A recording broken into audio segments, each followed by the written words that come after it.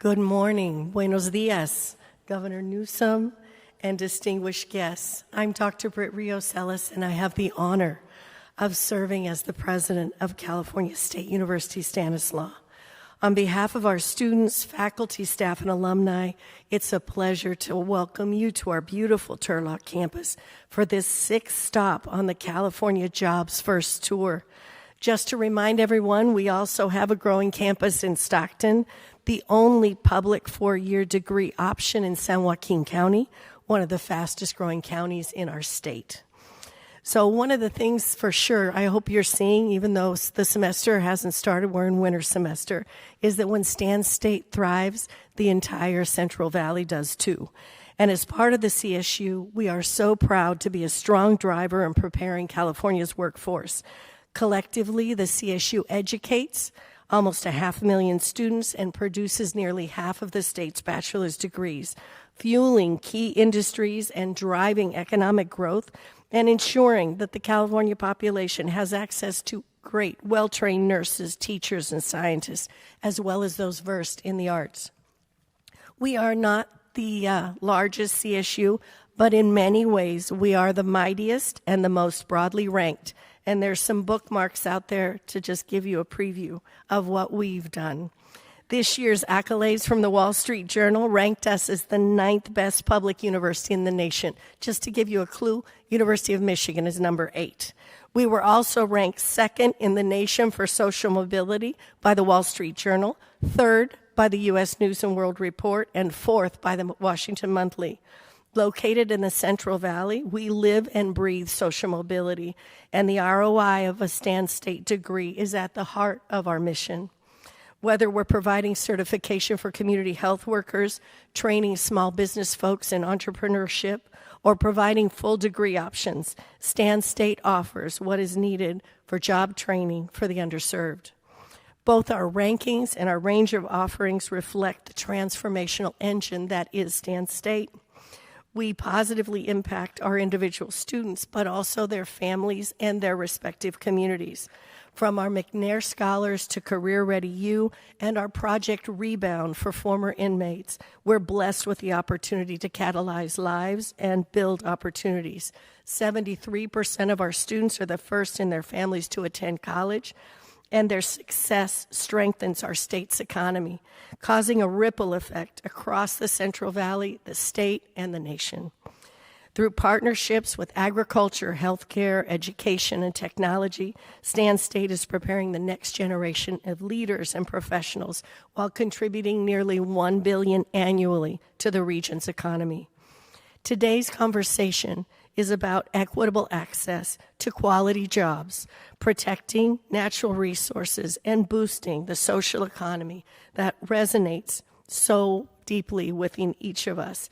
As Governor Newsom continues this important statewide tour ahead of the 25-26 budget, it's a reminder that education is one of the most impactful investments we can make in California's future.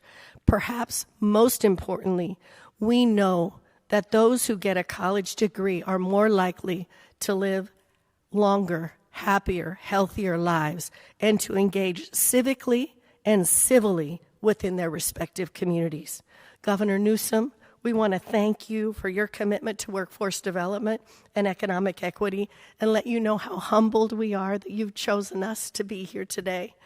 You could have chosen any university, and you selected Stan State. Please know that we are grateful for your support, as I know we share the belief that investing in public higher education is the most powerful way to build a stronger California. I now have the pleasure to introduce our next speaker, my new amigo, Eric Serrato, Merced County Director of Workforce Development. And I'm sorry about my voice. I promise I'm not taking voice lessons from the geese outside. I promise. Good morning. My name is Eric Serrato, and I'm the convener of the North San Joaquin Valley region and also the director of the Merced County Workforce Board. I'm joined today by Dr. Thomas Pogue of the University of the Pacific and Yolanda Meraz of North Valley Thrive. We are here today to present the governor with our region's California Jobs First plan. The northern San Joaquin Valley has always been a place of growth. Since the Yokuts and the Miwok, across generations of immigration and labor that built this region, the North Valley has been a place where you put a seed in the ground and you harvest the California dream. But amazingly, in all of that time, we've never leaned in as a region to really chart the economic trajectory of our three counties, not until California Jobs First tasked us with the development of an inclusive plan for economic development. And Governor, the plan that we are presenting you today, it's clear and it is decisive.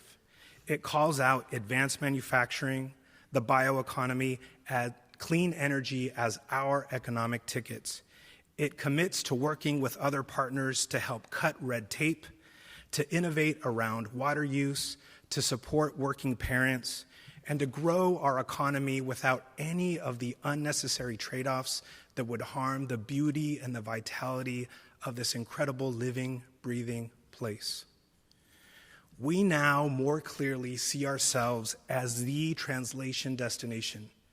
That means that because of our proximity to Silicon Valley and the capital region, because ag is in our DNA, because our availability of land and our unique logistics infrastructure, we are the place, the destination where world-class innovation translates into world-class production.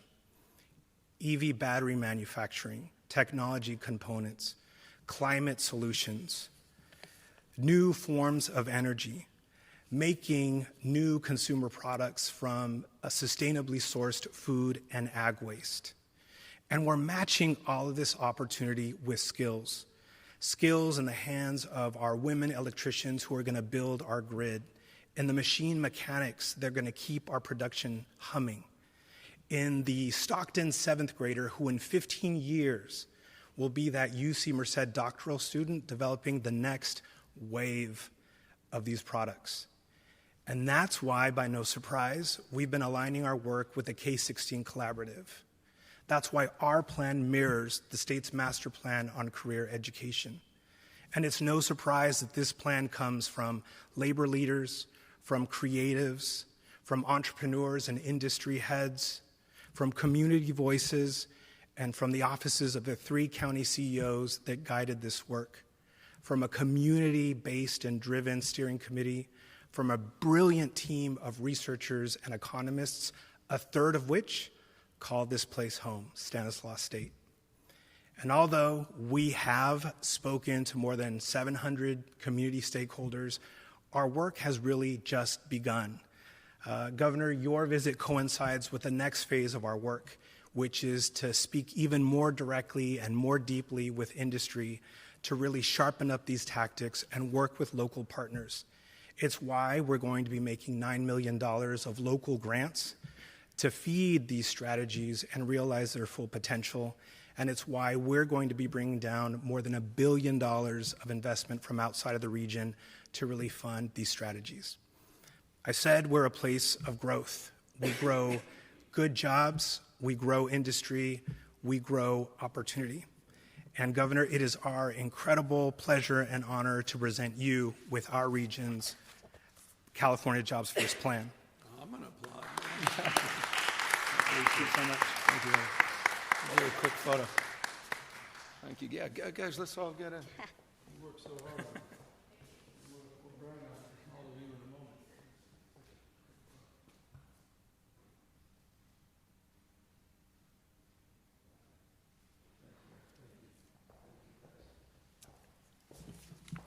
Thank you. Thank you, Madam President, and to all of you that took the time to be here.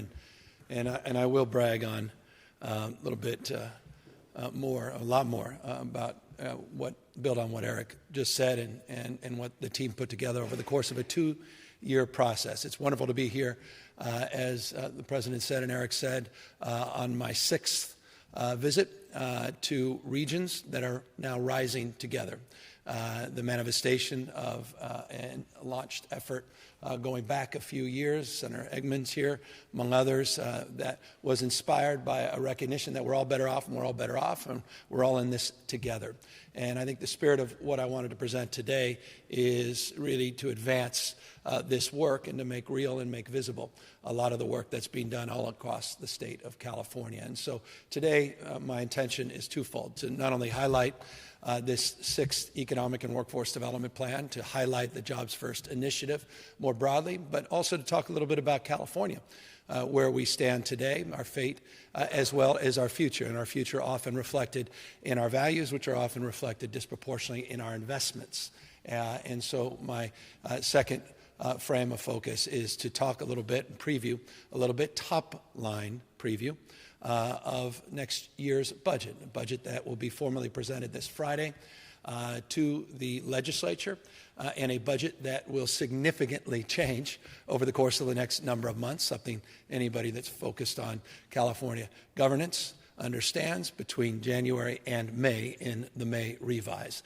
With that, though, I wanted to sort of revise a little bit of new talking points to elevate the conversation a little bit about the state of California and where we stand. I showcase this first slide because I believe it, and I think the vast majority of Americans believe it. Certainly Californians believe it. We are America, but in the future tense. The future happens here first. We are America's coming attraction. California is the future, and we certainly are the future of the American economy because we're the tentpole of the American economy. We are dominant across so many different sectors. Important to remind people, dominant in the spirit of Eric's comments in manufacturing, dominant in agriculture, dominant in tourism and in trade, in technology, dominant with 32 of the 50 largest market cap AI companies. I can go on and on and on, from two-way trade, direct foreign investment, venture capital, research and development,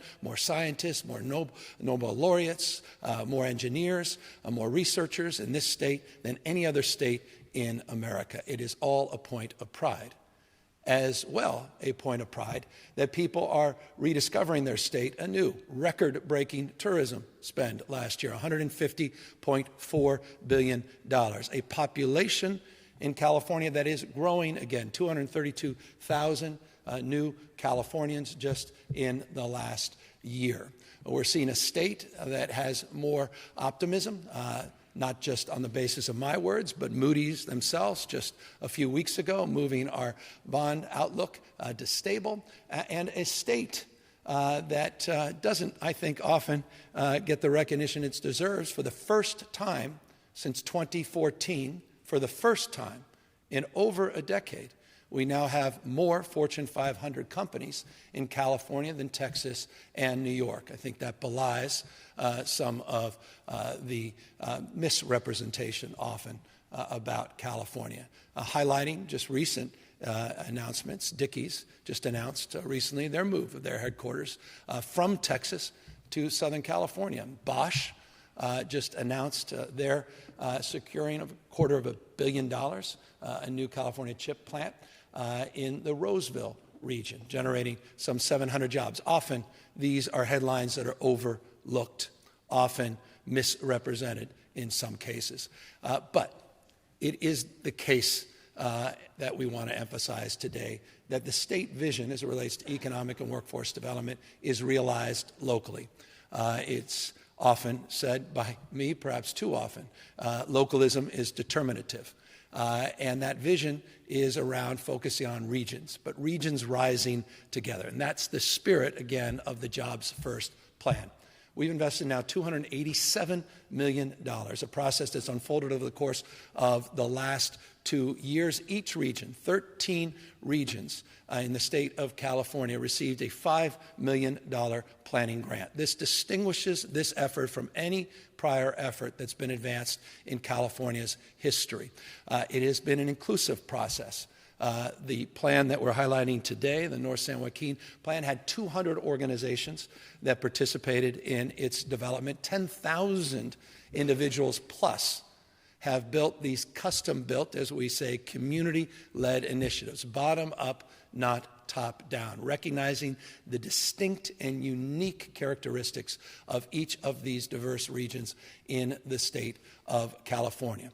We have been down at the southern part of the state. We were down at the border talking about the Baja Cali region, even going south of the border in terms of extending a narrative of economic and workforce development, trade, and direct foreign investment, nearshoring into the Baja regions, and the opportunities and advantages for the entire southern part of the state. We were up in the northern part of the state in Redding, California, just recently. This includes about 10 specific regions. We have plans at the Redwood Coast. We were initially launched in Fresno, inspired by the Fresno Drive initiative that Senator Eggman and others helped fund and support many, many years ago. Again, a locally driven initiative that really inspired some of this work. And we launched that as the first frame of reference for this 13 specific plan, these 13 specific plans that will all be rolling up and we'll be announcing. They're done, but we want to take a little bit more time and then unveil the larger plan, which will be the State Economic and Workforce Development Plan, again, built and anchored by these 13 specific plans. Eric, thank you for your work. Thank you for your comments.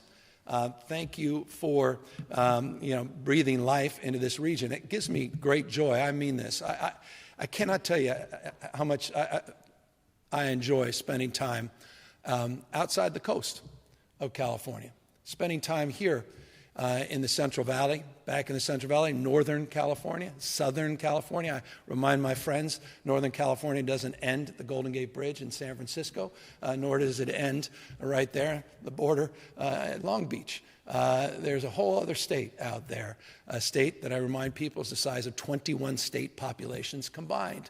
And there's tremendous vibrancy and optimism in every part of the state.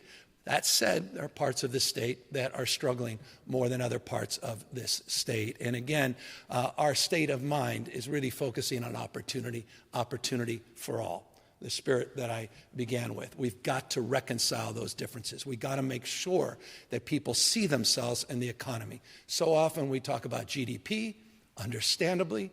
California is the 5th largest GDP in the world at $3.86 trillion.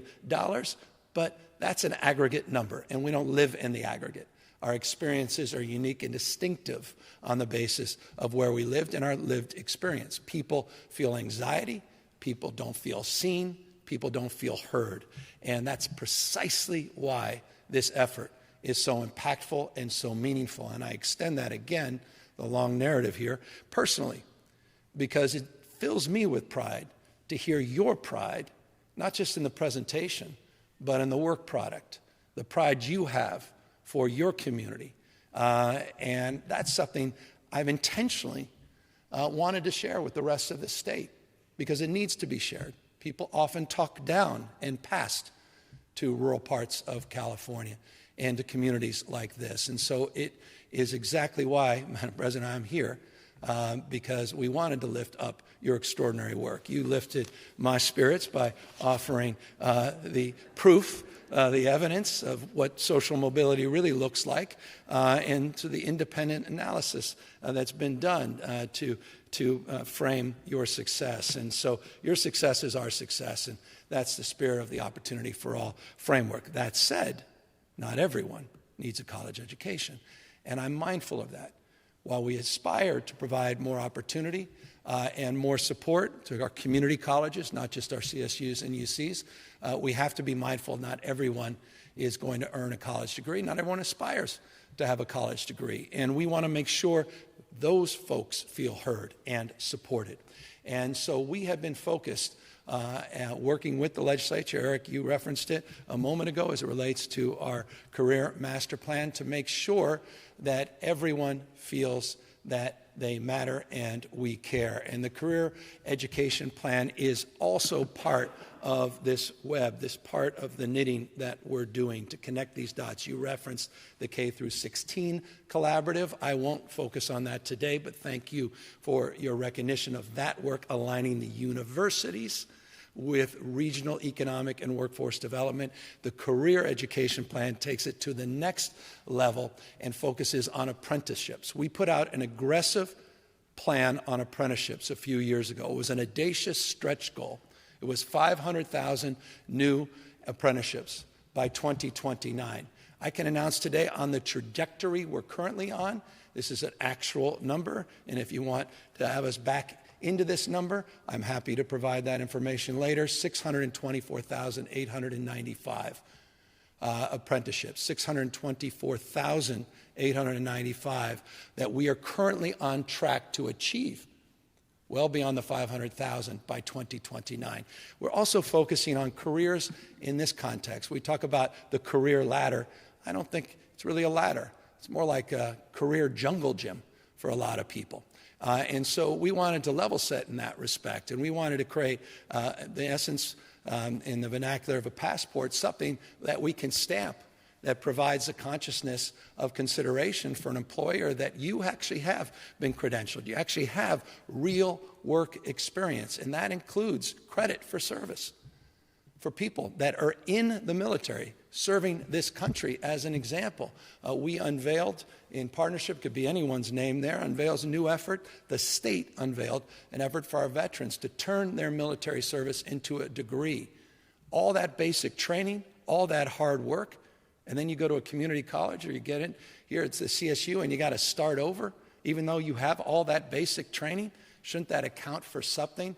And so now we're extending that with the Career Master Plan into opportunities to get a degree and to continue to advance our workforce training in the state. Speaking of advancing that investment, $5.7 billion.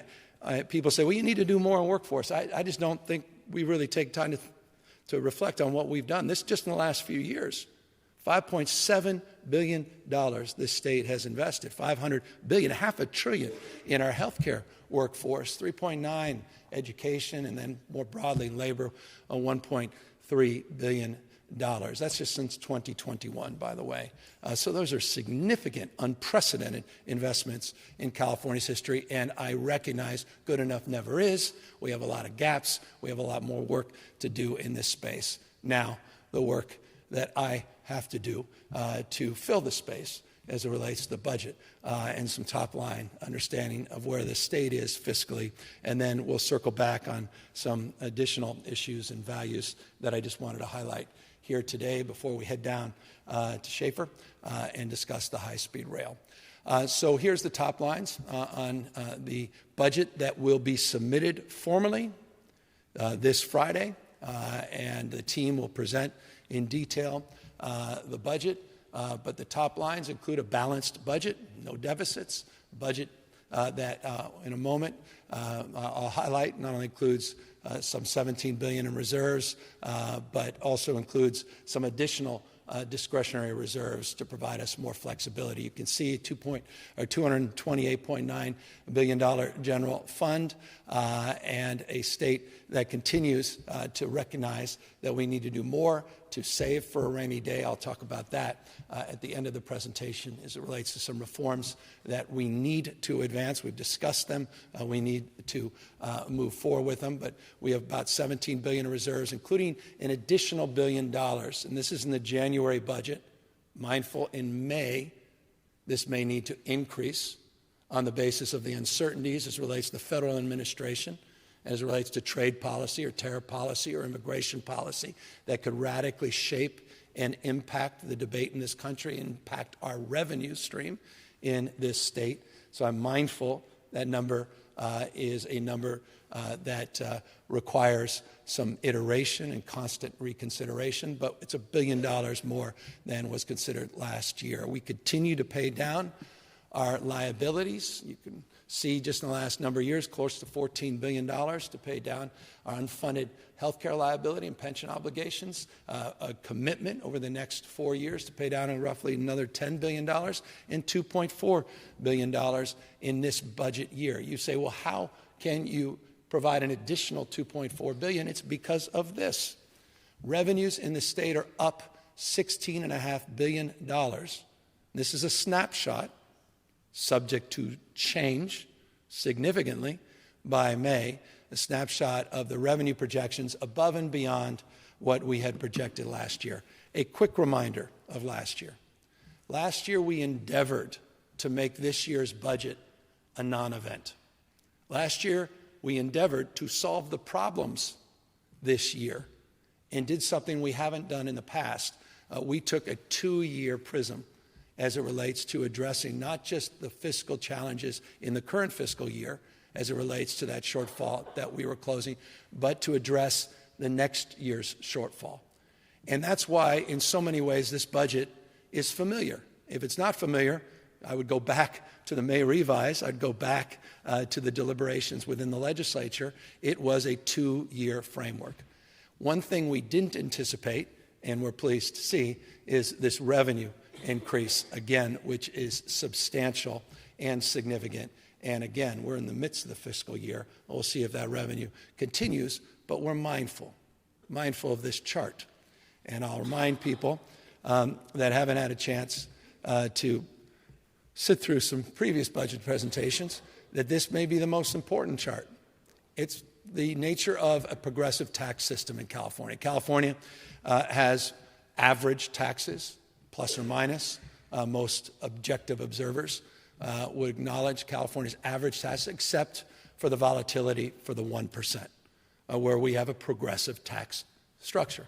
And we disproportionately rely on that top earner as it relates to income taxes and capital gains taxes.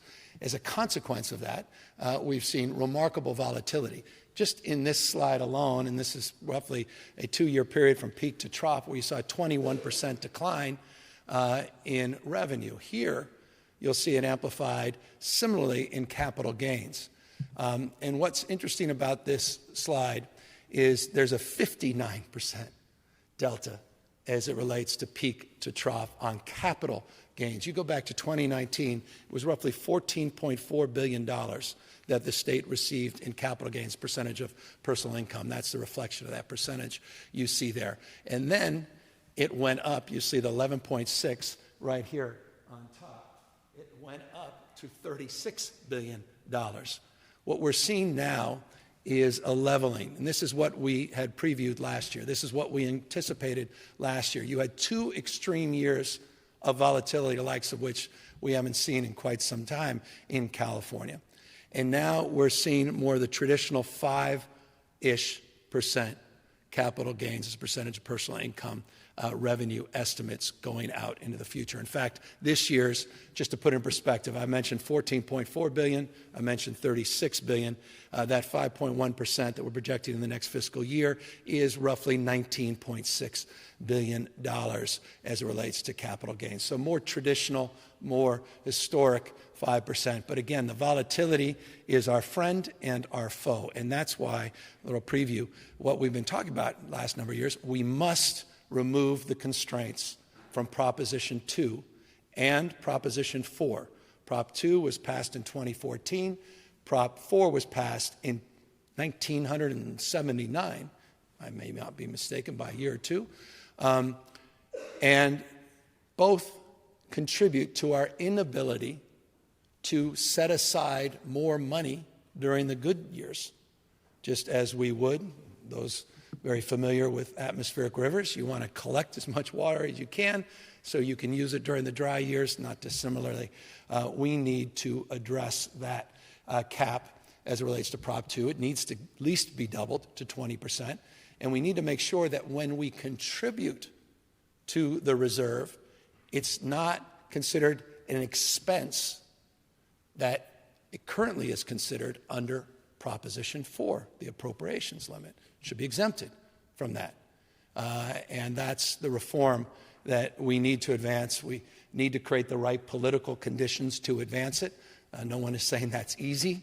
That's going to take a Herculean effort, but we've been talking about it for long enough. It's time to move forward, and again, these charts continue to bear out that imperative. We also have an imperative, and that is to meet you where you want us to be, and that's leaner, just like you have been in your household, just like I've been in mine. We all have to be more efficient. We're all taxpayers. We all want to make sure our money is being well invested, not wasted. We want more efficiency. We want more focus on outcomes, not inputs. We'll get to some accountability on homelessness in a moment. And that's why we've been at this for some time. And forgive me, just because I figured this would wake some folks up, because we love the contemporary. So much focus has been played on DOGE. I just thought this may get the attention that some of these initiatives have deserved for the last 5 or 6 years. Our DOGE is spelled O-D-I. We created years and years ago with the legislature an Office of Digital Innovation. Now it's Data and Innovation. And it's been focused on a myriad of reforms over the course of many, many years. We didn't wake up to this reality on modernizing our IT systems, on renegotiating contracts, travel, printing, goods and services, state building consolidations, vacant positions. I'll highlight some of the work that's been done in that space. We have new technology, new artificial intelligence, the California, or Alert California, system that's doing extraordinary work with AI and firefighting, early detection. Public-private partnerships, this is something, again, that deserves recognition. $4.2 billion, 59 large-scale public-private partnerships, $4.2 billion that we brought in from the private sector to advance the cause of Californians, to advance the cause of our values. Fraud protection, $125 billion after we dealt with, across this country, unprecedented fraud as it relates to the pandemic and the pandemic unemployment insurance and others, new fraud detection and protection investments that are paying real dividends. Civil service reform. Let me give you an example of civil service reform. Part of the career master plan, already 30,000 positions in state government, is one of the largest employers in this state, in this country, do not require a college degree. That was part of our civil service reform. In the Career Master Plan, we created a numeric goal and date to more than double 32,000 additional slots that we want to double to advance that reform. We have a digital-first framework, the work we're doing to remove as much paper as we can from the engagement or process of getting services delivered in this state. We have a digital-first framework. We have more focus on housing accountability. 42 CEQA reforms have been advanced in this state. Lowering health care costs, the creation of the Office of Healthcare Affordability created its first numeric goals, first in this country to advance that. What we're doing on CalRx and, of course, AI, which I'll talk about in a moment. You can see here just some of the headlines, and Fox News included, some of the work we've done as it relates to surplus land. And Senator, you'll appreciate this. 30,773 units have already been unlocked because of the Surplus Land Act that we advanced together in 2021. We created an office in this state, first time we've ever created, for more accountability, for more affordable housing more broadly. It was an accountability unit that we staffed up, and we now have included homelessness in there. They've taken 540 actions. We're in 4 settlements with cities. And in those 540 actions, it's unlocked 7,773 units of new housing. That, by the way, is a number up through December 2nd. I'm looking forward to updating that number on the basis of what happened the rest of December. We also are looking to, and you see some additional examples here on the screen as it relates to AI and advancing more broadly our healthcare efforts.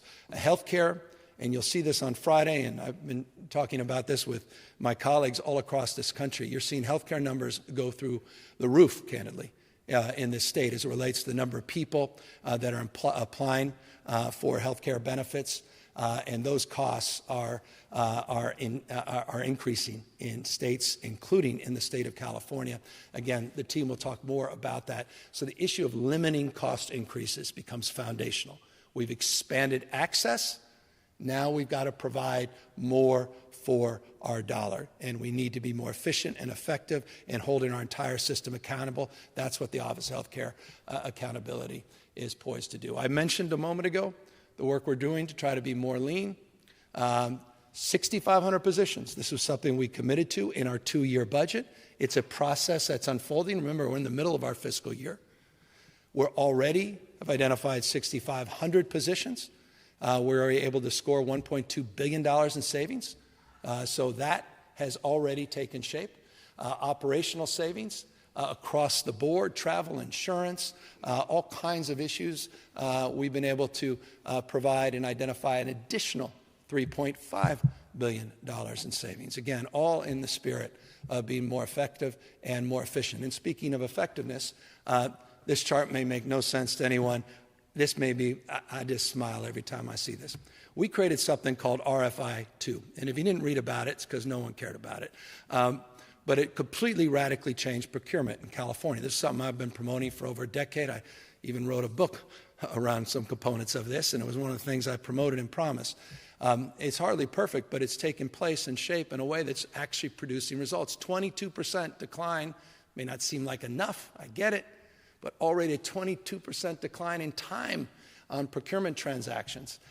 Just over 1 fiscal year, more in that space. RFI-2. Look it up. It's an exciting new approach. Pay for what works, moving stubbornly, still too much RFIs, RFPs, RFQs. Exactly. Just time, delay, bureaucracy, lobbyists, waste, inefficiency, frustration, anger, distrust. That's what all of those things represent. RFI-2 represents a radical departure from that. And speaking of radical departure, I'm not going to say a word about the DMV because a governor that says a word about the DMV gets his hands burned. And I will just point you to Harvard Business Review just a few weeks ago. They independently, I've not had the guts to have a little press conference on this because I know where you all will come out all upset, expressing your own terrible experience. But Harvard Business Review, and the headline of that business review is Management by Walking Around, complimenting some of the work that's been done out there. A lot of new mobile offices, not a little online services. We even got those credit cards, which we promoted 5 years ago. Finally, you can use them. The mobile, you can go into your Apple wallet, and you can go into the Google wallet. You finally get a mobile license. I mean, it's really a different system. Remember, when I got here, that was one of the things everyone was screaming and yelling about with Real ID, and the thing was collapsing. So I'm just really proud of the team over there. I'll leave it at that. You can read, you can judge. Again, always a work in progress, humility when it comes to DMV. But when it comes to AI, I mentioned 32 of the top 50 AI market cap companies in the world. By the way, that's a number from 6 months ago. I imagine that number is even more favorable to California and Californians. We continue to just dominate in this space, unsurprisingly, because it's a workforce that's unparalleled anywhere in the United States, arguably in the world. The concentration of clusters and the opportunities you feel here in terms of proximity to the valley, something we'll be highlighting when I talk about the investments that we're making in this economic development plan that happens to be a transportation plan, railway, high-speed rail, but leading on AI, streamlining government. We have 6 active new pilots that we've moved out and partnerships on AI. We're leading the country in this space, and we're doing it not to labor, with labor. Nothing about you without you. We're also creating jobs in the process, in the spirit of labor, and we're doing it with boundaries. We're building it with guardrails. We want to make sure we protect folks. We did dozens and dozens of AI bills that we passed. Thank you again, Senator, your good work on that, and many others that we're working on collaboratively, and many others that I know will be inspired and presented in this new legislative session. You can see just a few of these. We've great partnership with Jensen and NVIDIA You can see one of them, AP highlighted this new AI tool that's focused on reducing traffic, primarily in the Los Angeles region, which is an exciting AI project. This is the promise that's been promoted of AI, moving from mobile, local, social, crowd, cloud, search, now to suggest, and generative AI and what this means in terms of more efficient and effective governance and governing. We want to maintain our leadership in this space. Amy Tong and the team have been doing an amazing job. And I'll tell you, you see some of these proposals that have come in under this RFI2 framework. They're very, very exciting. When we talk about the future happens here first, we mean that in every way, shape, or form. We also recognize in order to maintain that status, we have to maintain our competitiveness. I just wanted to highlight just a few brief things. Again, you'll get through the details of the budget with the team on Friday. We want to keep the state competitive. One of the areas we recognize we are not as competitive as we once were. It's the world we invented. It's now competing against us. You could say that about a lot of industries, but notably as it relates to what's happening with our entertainment industry. After the strikes, after the global challenges with COVID, the region hasn't recovered. The economy hasn't recovered. A lot of good, hard-working folks are not working. A lot of blue-collar folks behind the scenes, they need support. And in California, our support in terms of investing in our lead has waned. And as a consequence, states like New York, notably states like Georgia, have significantly higher investments in luring production into their states from the state of California. So we want to put ourselves right back in leadership position, just behind Georgia, but ahead of New York, doubling the film tax credit, and that's also included in this budget. My staff wanted to share this. For what reason, I don't know.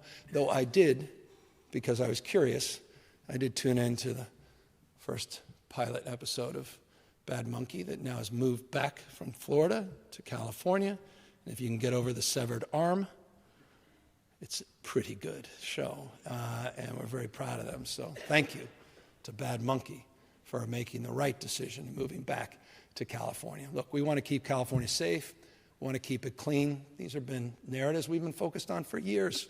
We want to continue to maintain that discipline and focus. But the word of the year for me is about accountability. And we just have to drive accountability. The state has done a lot and a lot more than it's ever done. But we began, as I will end, state's visions realized locally across the spectrum of issues. There's 478 or so cities, plus or minus, 58 counties, different school boards, 1,050-ish school boards. We love flexibility. We love localism. We love, inclusivity and process. But we need to drive accountability. And so we'll talk a lot more about that in the next few months. We will be announcing something I'll preview here in a moment in the next few minutes. But I'll start with safety because it's foundational.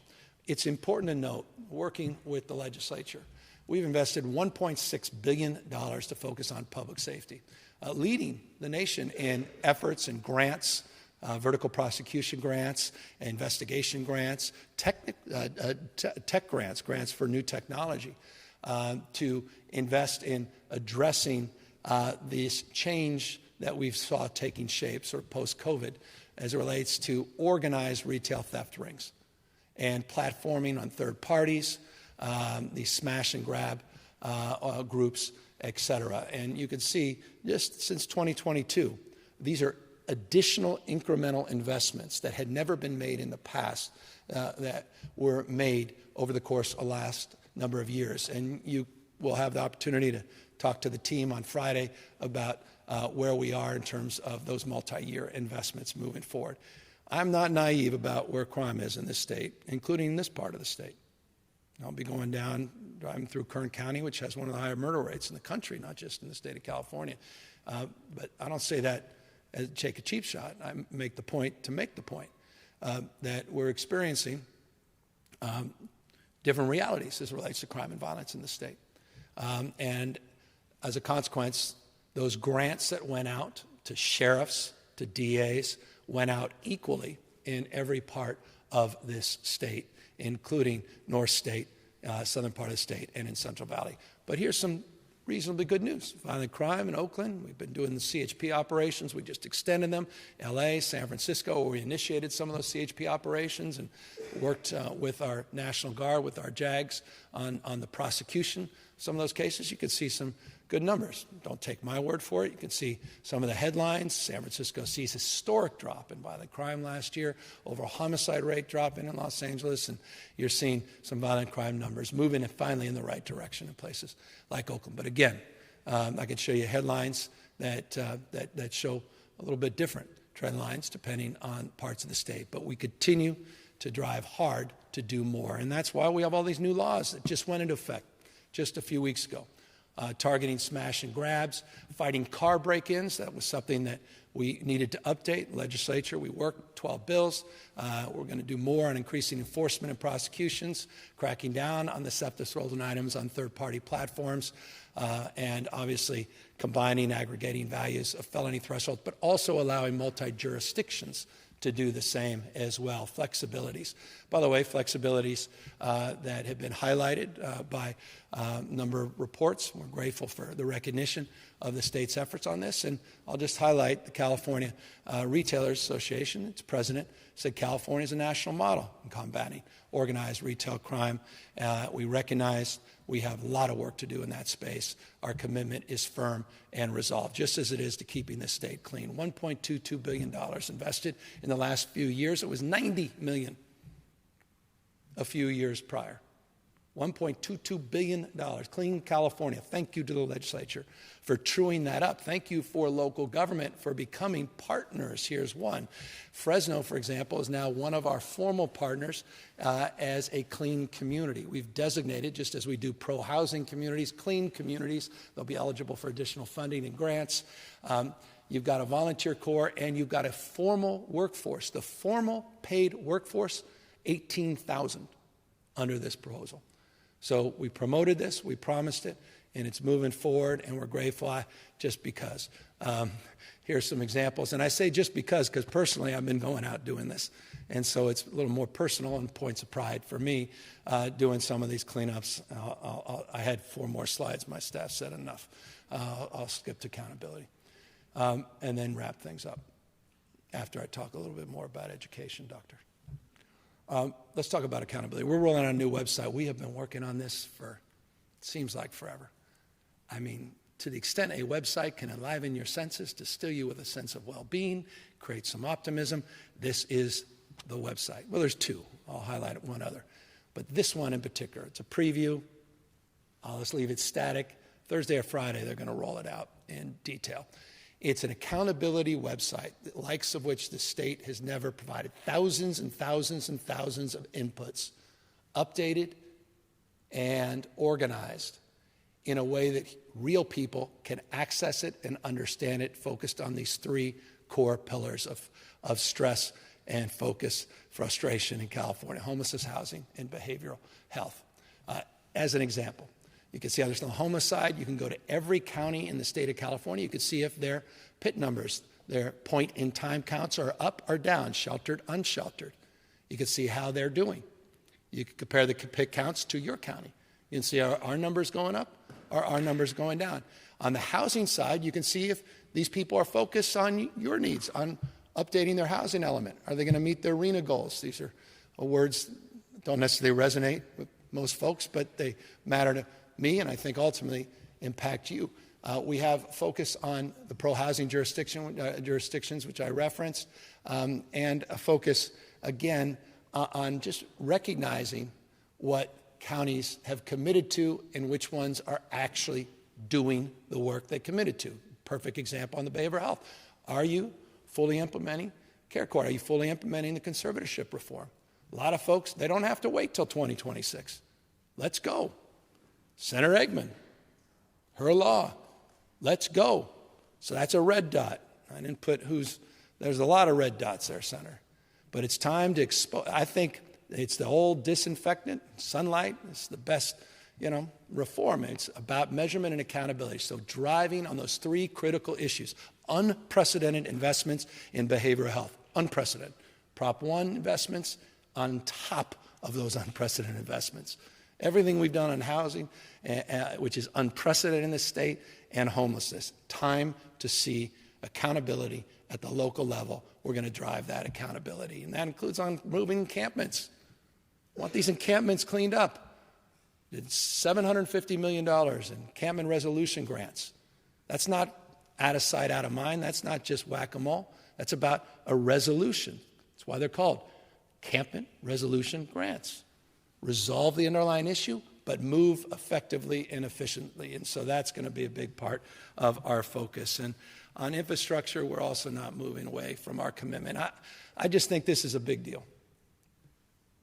We have not seen investments in our infrastructure, the likes of which we are investing in our infrastructure since the 50s and 60s. I have people come to me all the day, well, California was a great state, young man, in the 50s and 60s. And I said, what made it great? They said, well, we invested in infrastructure. I said, well, what about the work we're doing? They said, what do you mean? I said, well, we created a new website, Build.CA.Gov. Take a look at it. $180 billion of investments over the next 10 years. 400,000 jobs. You may not be interested in jobs, sir, but take a look at the number of dollars that are at work today. Well, where are those dollars going? Well, clean energy, roads. Well, I'm for broadband, clean air. You go to this website, Build.CA.Gov. Again, it's not dissimilar to the homeless and the behavioral health and housing website. You can go by county and project. 16,000 active projects. 16,000 active infrastructure projects.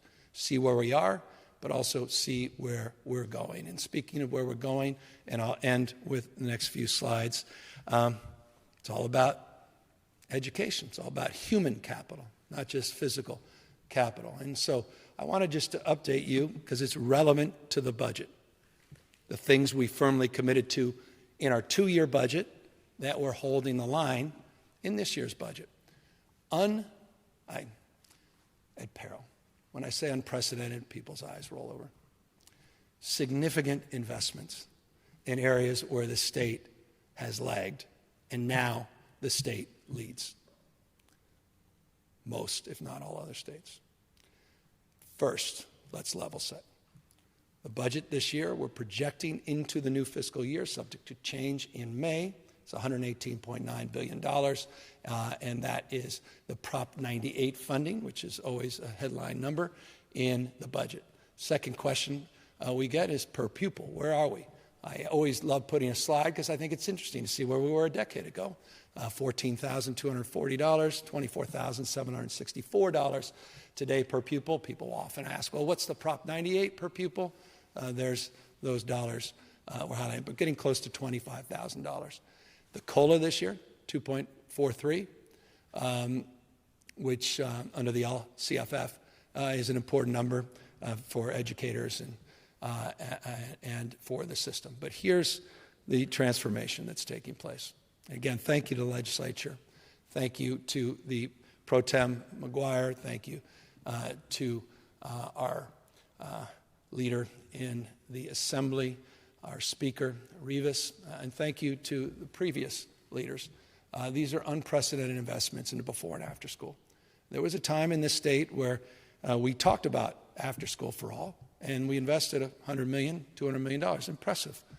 We're fully fulfilling that vision. $4.4 billion, reimagining the school day, not just the school year, summer school, after school for all, extending the school day.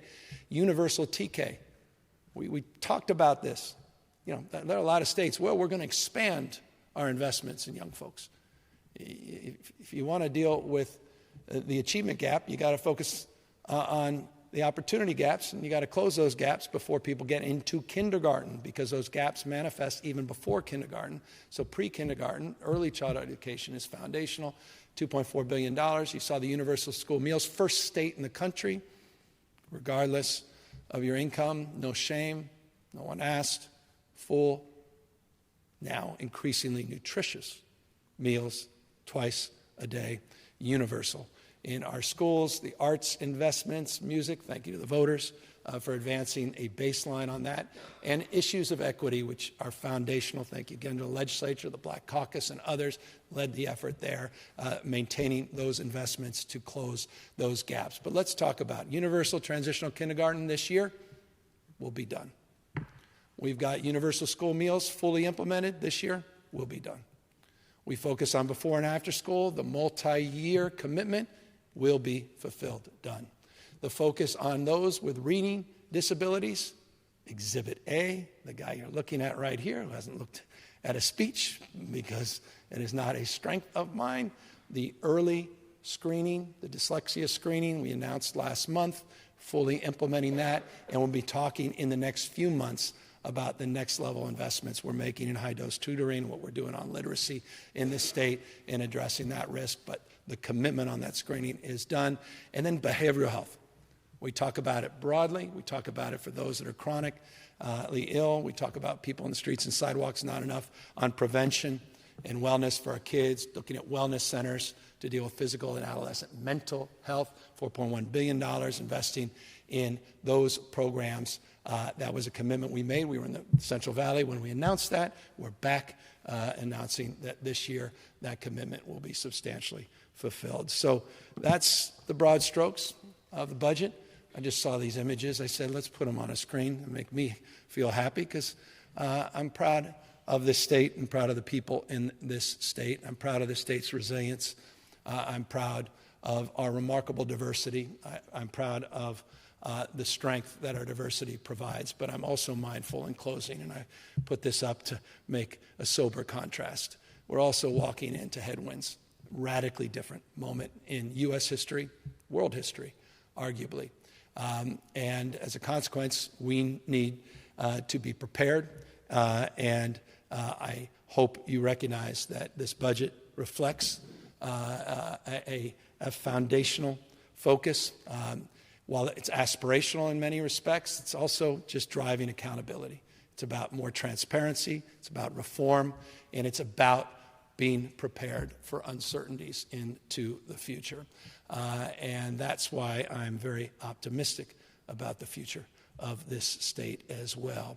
I'll close this version, not of a state of the state, but a state of mind, by thanking Eric, you again, and Madam President, to your team, to our partners at University Pacific, and of course, UC Merced, not just I like Stan State, and Senator Eggman for being here, and everyone that is making real that promotion and that promise of California and our fate and future. And thank you for your latest addition to that with this 6 regional jobs first plan that I've had the privilege of receiving over the course of the last 6 weeks or so.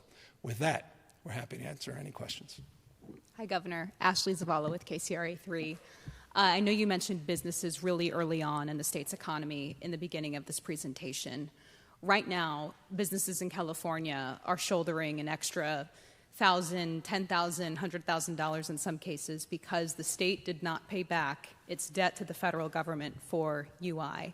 I know you addressed this a couple of weeks ago. I know you mentioned that you have tried to put billions in to pay down that debt so that they don't shoulder so much, but what in this budget can businesses expect to maybe alleviate that situation? Well, it's a familiar situation. We experienced this after the last recession during the Schwarzenegger years. It was ultimately fully paid back. It's a process that's familiar to businesses, including myself, with hundreds and hundreds of employees. In a blind trust, I recognize, but something I'm intimately familiar with in the past and in the present. As it relates to the $21 billion or so, that was the impact of the pandemic. It's an impact that's being felt in many states across this country. You're right to recognize over the course of 2 previous budgets, I had attempted to work with the legislature to invest billions of dollars to paying down that unfunded liability. We were unsuccessful in doing so. There were other priorities the legislature felt was more important. We have made it clear in conversations with leaders, the legislature, the importance of paying this down, the importance of reforming the program. But we've left it silent in the January budget, to your specific question, as we negotiate the terms of that between now and May. And then just one other quick question. You mentioned crime. Voters made clear to you in the legislature that they wanted Proposition 36 to go into effect. I know you said over and over again there are no dollars attached to it, but there is an expectation that you in the legislature find a way, from some, that you in the legislature find a way to make sure that it can be effective. So is there anything that you can say on? Well, you'll learn more about that on Friday. We are absolutely committed to implementing the terms that were established by the voters. And so that commitment remains firm. That commitment, as you know, will require cuts in certain programs from savings that would otherwise be accrued under Prop 47. So that is reflected in the budget. And then as it relates to ongoing commitments related to other aspects of it, including the prospect of not shuttering some of the beds and units, as well as potentially not shuttering an additional prison, that also is reflected in this year's budget. You. Good morning, Mr. Governor. Thanks for taking the time today before you head to Kern County. Aton Wallace here with Next Star Stations. I'm going to ask, just because we're talking Toplines here, just want to make sure, just generally, just going to ask it, can you guarantee that this budget will not increase taxes? Well, as long as I'm around, I'm going to fight hard against that. As you know, I've been against many of these proposals over the course of last number of years. No, there'd be no need. Now, the bottom could completely fall off. Trump could impose 60% tariffs against China. He could impose across-the-board 20% tariffs. He can move to deport millions and millions of undocumented Americans, or at least undocumented people living in America, and impact millions more mixed-status families, many that include American citizens. That impact could impact the labor market, could impact interest rates that could potentially go up, inflation that could go up. He could also incorporate $2 trillion, as he professes, in cuts to social services. Disproportionately would have to come from social services to achieve a $2 trillion savings. And that would radically change our outlook. Thus, the frame January to May, some flexibility, but absolutely not subject to anything along those lines. I will be holding the line against any taxes. Thank you. Second question is, speaking of actually looking ahead way before May, just before the Trump inauguration, how are you feeling about the timing of the special session? Do you feel like the $25 million you want to see allocated to the Attorney General will get there before January 20th? Legislative leaders have been exceptional. Members of the legislature have been exceptional. I think universally they recognize the stakes of the game. Many that were here a few years prior intimately understand the 122 lawsuits we were involved in with the Trump administration, and understand even as we were working with the Trump administration, they were still assaulting our values and programs and hard-earned rights under the law. And so we should anticipate nothing less than that. But we're hopeful that none of that transpires, that we don't have to spend a dollar of the $25 million. Open hand, always, not a closed fist. But no, I have all the confidence in the world based upon very contemporary conversations with leadership that we're going to land where we need to, get that done before the 20th. That was the idea, get it done before the 20th, and make sure that we're prepared for the worst and hoping for the best. Hi, Governor. Laura Fitzgerald with CAP Radio in Sacramento. I wanted to follow up on that last question. You know, at the beginning of your presentation for the budget, you referenced the special fund for economic uncertainty, and I know you also have your special session going on. Could you explain maybe what there, you know, in terms of lessons learned during the first Trump administration that informed how you went about allocating these funds this time around, and what you think could be different this time? I mean, it's not lost on me. The sort of proverbial elephant in the room on my way down to Kern, as was just said, talk about the high-speed rail. Be remiss if I didn't talk about the money. I think it was, and forgive me, and I may be off, this is, I think it was $926 million or so. It was close to $1 billion that they rated of committed dollars for the high-speed rail. It took years to get that back. We were able to get that back. So that gives you a sense of our sensibilities. He's been talking about, you know, he's celebrating the leadership of governors that celebrated the fact they did not expand Medicaid in their states. He's celebrating the fact that they intend to eliminate the Department of Education.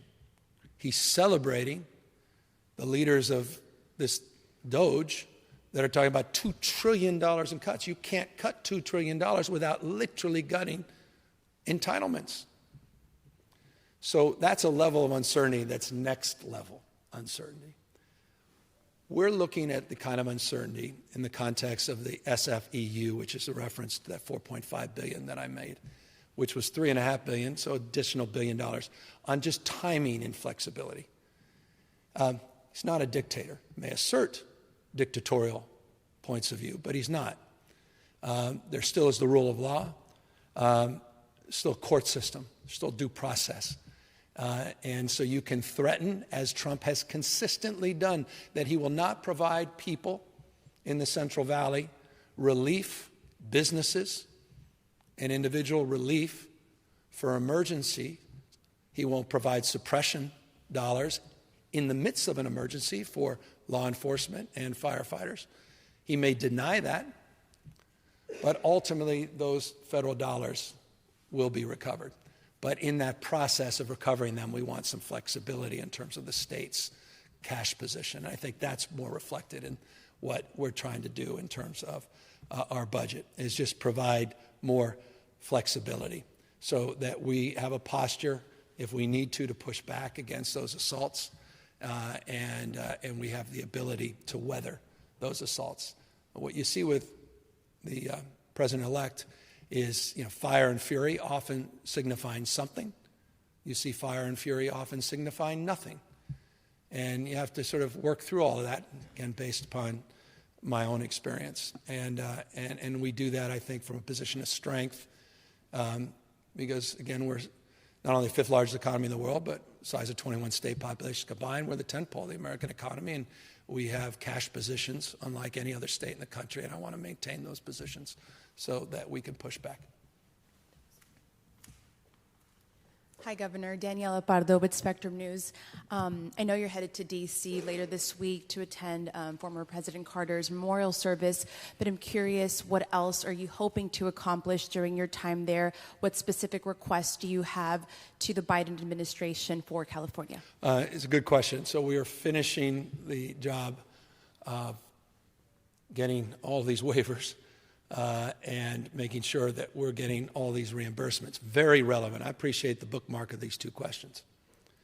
There's remaining FEMA dollars that are out there that are owed to the state that presumably President-elect can sweep, and then we litigate. We're trying to get all of those dollars to the extent we can to the states, including California, working with other governors in this respect to make sure that we are reimbursed for what we are owed as states. We're hardly the only state that's owed billions and billions of dollars. So I'll be there just finishing that job. We got this unbelievable waiver called BH Connect, which I'll be talking about another time because it deserves its own day of attention in the perfect world. But our attention spans are limited. But it's an exciting waiver that needs to be highlighted as one of the waivers we've already received. There's a lot of other really novel strategies and waivers that we're hoping that get done. And so we're just down the last few weeks. I'll see the president tomorrow. I'll see President Biden tomorrow. And I'll have a chance to talk to him about these things. We'll be visiting the White House on Thursday. Not Thursday, because I think they're closed. Everyone's closed on Thursday. We'll be at the memorial. And then Friday morning, we'll be following up with a series of meetings just on loose ends. And forgive me for the long-windedness. I just, in categories, still some healthcare work, and primarily in the EPA environmental side as well. Thank you. Thank you. Hi, Governor. Sophia Bolag here from the San Francisco Chronicle. I just wanted to clarify, you said that there's no deficit. Obviously, the plan you're putting forward is balanced, as it is required to be. But are you predicting any sort of a surplus? Is that what the projections show? I guess you could argue there's a modest surplus, but it's in the margin. Okay. So no deficit. We don't. Again, the LAO had a number. We have our number. We have the benefit of all our expenditures as well, and contemporary knowledge on the basis that they put that report out a few weeks ago, and we're putting ours out this Friday. They'll talk more about the details, but no, we're not in a position to have to make any adjustments that are of significance compared to what was announced last year in the 2-year budget. We actually were able to land it in a very good place. Not significant commitments to new ongoing money, significant commitments to accountability, transparency, and results in this budget is how I broadly would define the more broad spirit of the budget, and maintaining fiscal discipline in a time of deep uncertainty. Got it. And just wanted to follow up, you mentioned the Doge department or project that the Trump administration. I can't wait for the post-analysis of this in a few years. Are there specific areas where you are particularly concerned that effort could have a specific impact on the California budget? Well, I mean, you had, they already came out saying they want to try to eliminate one of the competitors of Tesla. And this is the guy who's the co-chair of Doge, with the person who founded Tesla. I mean, in any other world, you couldn't make that one up, and press would have stopped, and everyone would have paused and gone, what the hell's going on with this country? That's a California-based company, Rivian, where they threatened to take back a $6 billion loan. So we're just in uncharted territory. And I say uncharted, mindful, again, I don't want to keep talking about, I rarely do, a book I wrote a decade ago. This is a space I care deeply about. I've always cared about it. I talked about taking the town square digital, talked about reinventing government. I started my work as a county supervisor, sort of mirroring a lot of the work that Al Gore did with Rego at the time. I mean, I think this is a deeply important space. Strategic plans, customer service plans I did, outcome-based measures. So it's an area of commitment. It's what our ODI was all about. That's what our RFI2 is about. So I love all that. I think that's all wonderful. I think it's critical, in fact. More choice, more voice, meet people where they are. And I talked about government as a platform, not as a vending machine. That was the metaphor I used in the framework of that book. So to the extent they advance those principles, I embrace it. If they talk about eliminating billions and billions of dollars to Medicaid, that's a different conversation. If they gut the Department of Education, special needs, we put $3.8 billion in special education the last few years to try to address the gaps there. I've got a different response. So that's how I'm looking at things. But the idea of making government more efficient, it's about time, is my point. Many administrations have done this. It's hardly novel to Donald Trump. It's just they named it in a different way, and they named one billionaire and another very wealthy person to run it. And so it just has its own question marks surrounding it. I'm trying to be fair. Anyway, thank you for the question. Governor Andrew Oxford from Bloomberg, you talked about wanting reforms to Prop 4 around the GAN limit. Can you elaborate a little bit on what you'd like those changes to look like, and particularly the timeline around which? Well, it's pretty simple. We just need to go back to the voters, increase from 10% to 20%, and then make sure that the investments into a rainy day reserve are not considered expenses under Prop 4. Simple as that.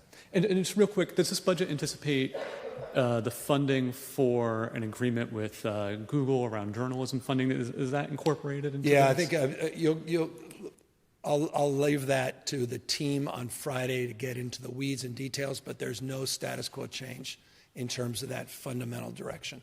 But the details of that, they'll lay out on Friday. Appreciate the question. Especially a journalist asking that question. That seems appropriate. Governor Blake Jones with Politico. Excuse me. Could you put a number to that modest surplus you were talking about? No. It's within a margin. They'll do that on Friday. I'm leaving you with a Friday conversation. Gives you something to look forward to.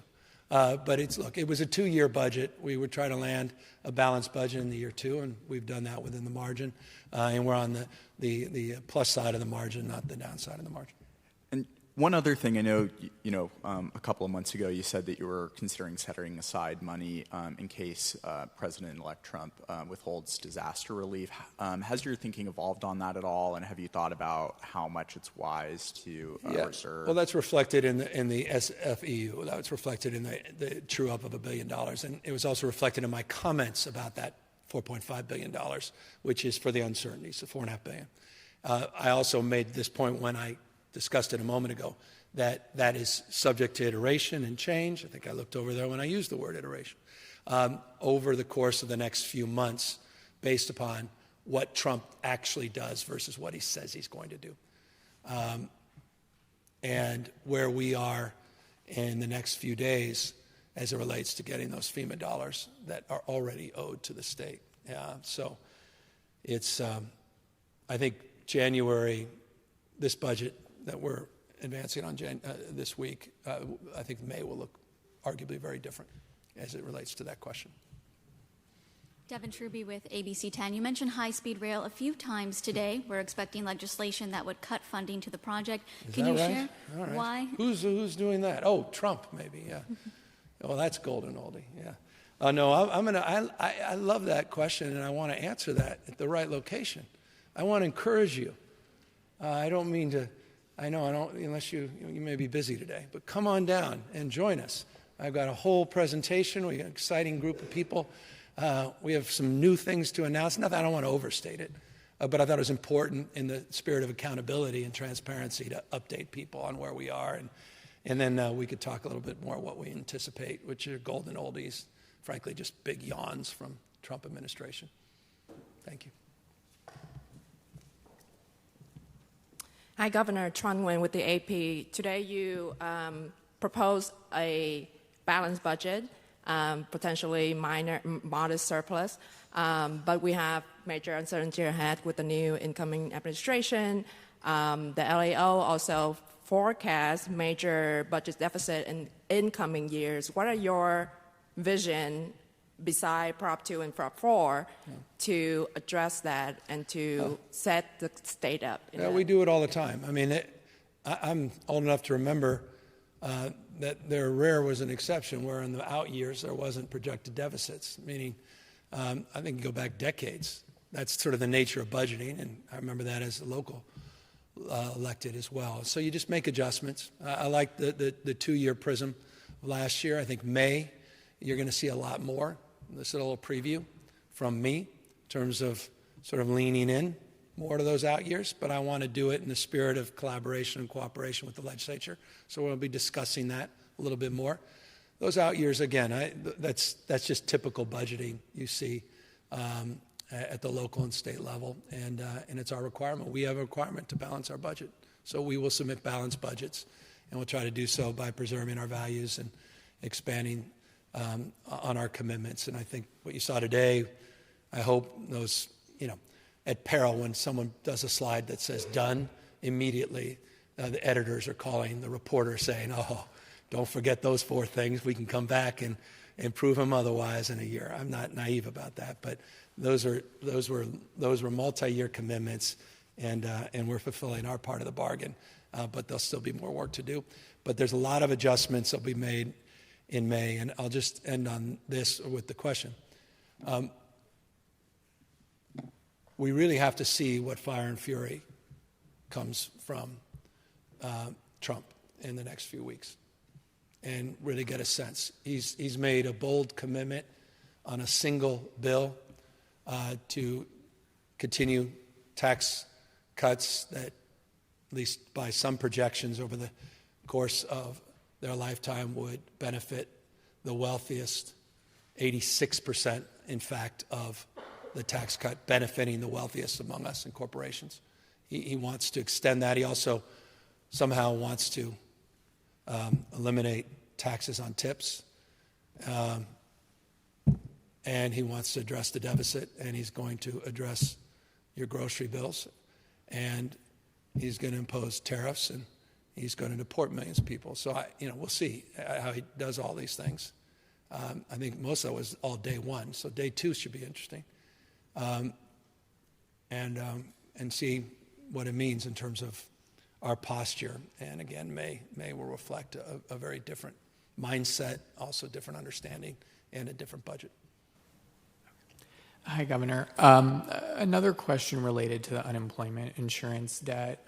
Last month, the LAO put out a proposal for a restructuring of the program that included expanding the taxable wage base and sharing the burden between the general fund and businesses to pay back that debt. Have you had a chance to look at that proposal? Is it something that you're open to considering? And are you working this year to come up with a broader plan forward for the state to pay back that money? Yeah, as you know, I'm very familiar with what they put out, familiar with other ideas as well. There have been a number of ideas presented.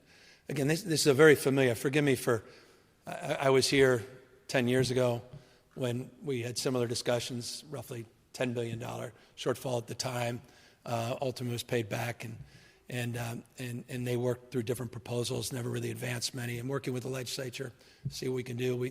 We wanted to put billions of dollars down during the surplus years. And, so this is not a novel topic for me. It's not a topic that we're unfamiliar with. And so we'll continue to work with the legislature. That's the key here. This will be our third attempt to see if we can make some progress. It's a different makeup, different legislature, different moment, different time. And we're hopeful we can find some common ground between now and the end of the fiscal year. But are you specifically open to broader changes like those suggested in the LAO to restructure the fund given the insolvency that exists within it right now? Yeah, not dissimilar to conversations and conditions that persisted a number of years back. We'll continue to work with the legislature and see if we can advance an effort to address the concerns. I'm not going to negotiate public the difficult private conversations that we've already had on this topic going back years. They will continue over the course of the next months, may extend to the next few years. We'll see. With that, is that it? Well, thank you all for being here. Thank you to, I love Stan State. Thank you for having us here. And everybody, thank you for coming out. We'll see you all down at the high-speed rail.